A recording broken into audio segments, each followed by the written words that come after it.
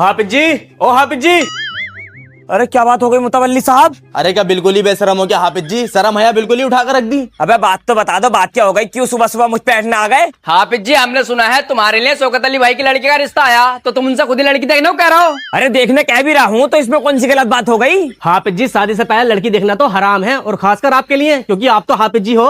क्यों हाफिज जी के लिए कोई अलग से नियम है क्या बे? अबे जो काम लोगों के लिए हराम है वही काम हाफिज जी के लिए हराम है। और रही बात लड़की देखने की, तो अल्लाह के नबी ने खुद कहा है, जिस लड़की से तुम शादी करना चाहते हो उसे एक नजर देख लो। इसीलिए मैं भी देखने कह रही हूँ। अरे तो हाफिज जी, वो जमाना और था, ये जमाना और है। अब तो हमें जमाने के हिसाब से चलना पड़ेगा। जमाने के हिसाब से मती चल जाहिल, दीन के हिसाब से चल ले। अबे जमाना तो यहाँ चूतोड़ तक पैंटे पहने है, तू भी पहनेगा क्या?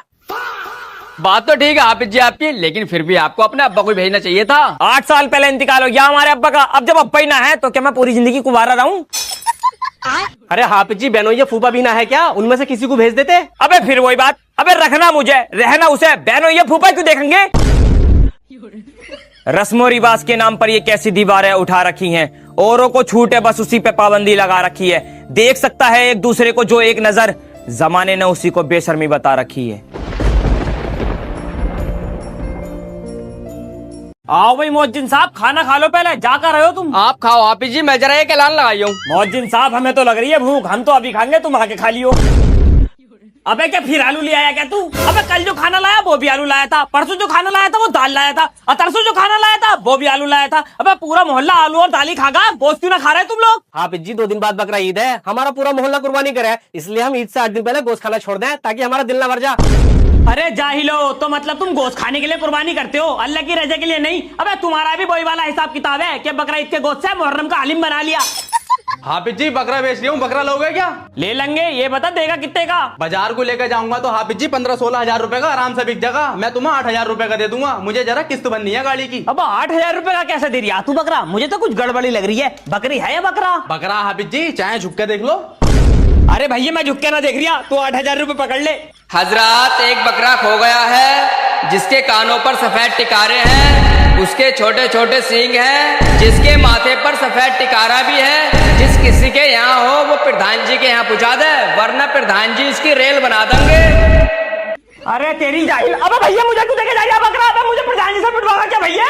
ले भैया जरा प्रधान जी के कर दिया ये। ना हाफिज जी, मैं ना दिखाऊंगा, प्रधान जी मुझे बहुत मारेंगे। अबे भैया पापा बकरे का क्या करूँ यार मैं? अबे भैया मुझे कहाँ पद में डाल दिया मैं तुमने? अबे भैया, अबे चल भाग।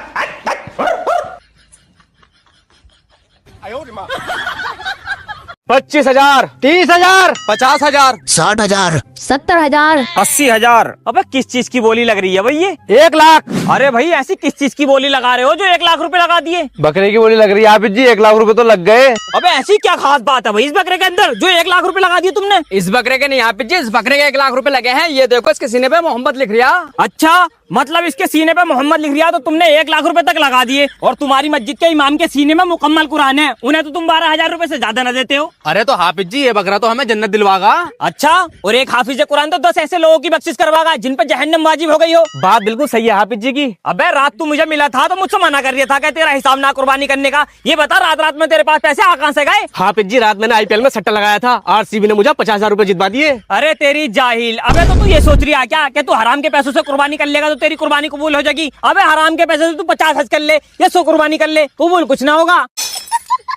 चलो हाफिज जी, हराम के पैसे से सही कुर्बानी कर तो रहे हैं, हम तो इतने गरीब हैं कुर्बानी भी ना कर सकते। अबे किस बात का गरीब है तू? आईफोन तेरे पास है, मोटरसाइकिल तेरे पास है, काम तेरे सही हो रहे हैं, 500-600 रुपए रोज तू कमा रिया, घर बार तेरे पास है, बस कुर्बानी के नाम पे गरीब है तू?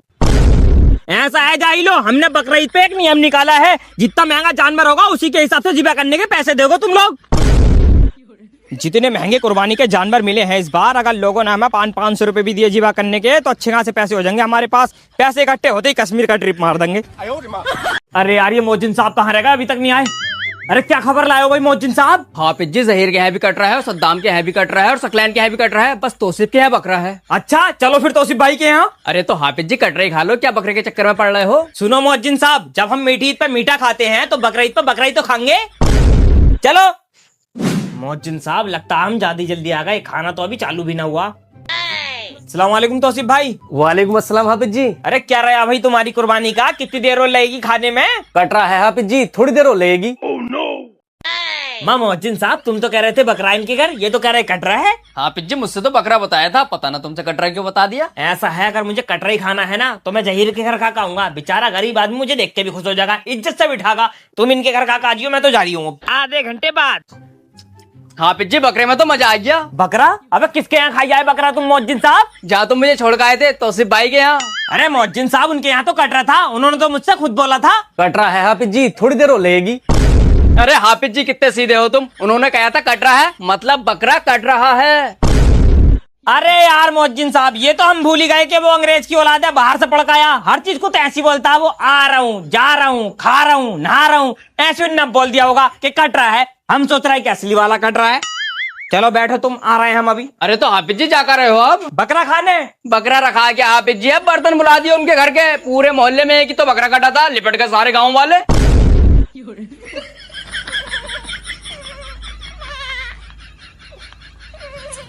मैं भी मदीने जाऊं, वापस कभी ना आऊं, रोजे को तेरे मैं देखा करूं। अस्सलाम वालेकुम हाफिज जी। वालेकुम अस्सलाम। आइए सकलैन भाई, कैसा आना हुआ सुबह सुबह?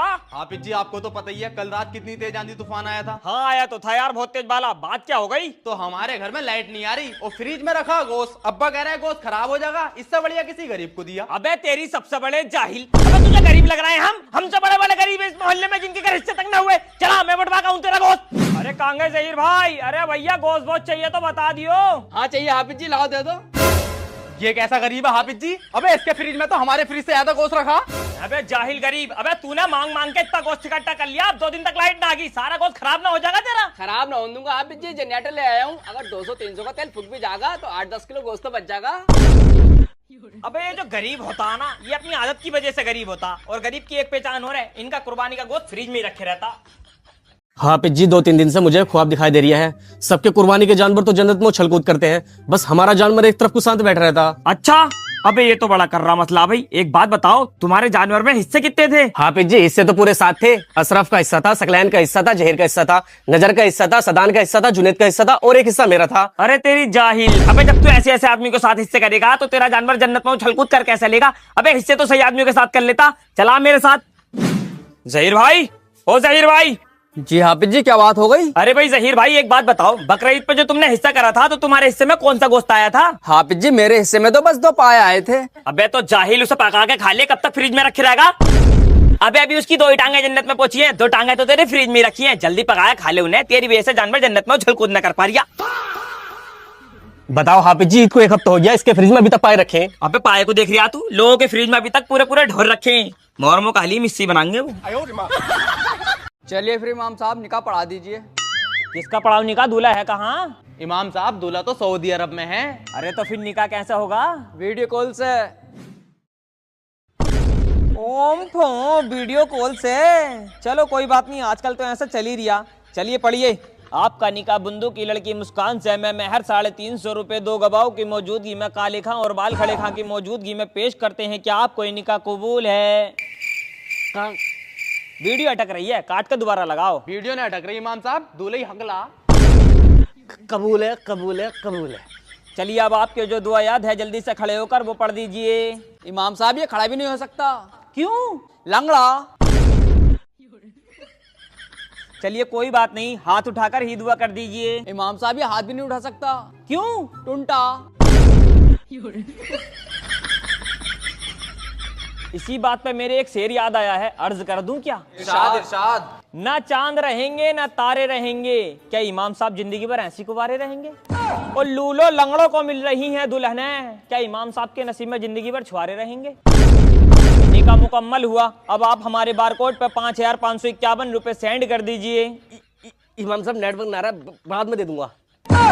मुझे पता थी हकले तू पैसा देने में आनाकानी करेगा, इसलिए मैंने तेरे निकाह में एक सूरत कम पढ़ी है, और वो सूरत में अब जब ही पढ़ूंगा जब तू मुझे 5551 रुपए देगा, वरना सोच लिए सऊदी आने से पहले पहले फैसला करवा दूंगा।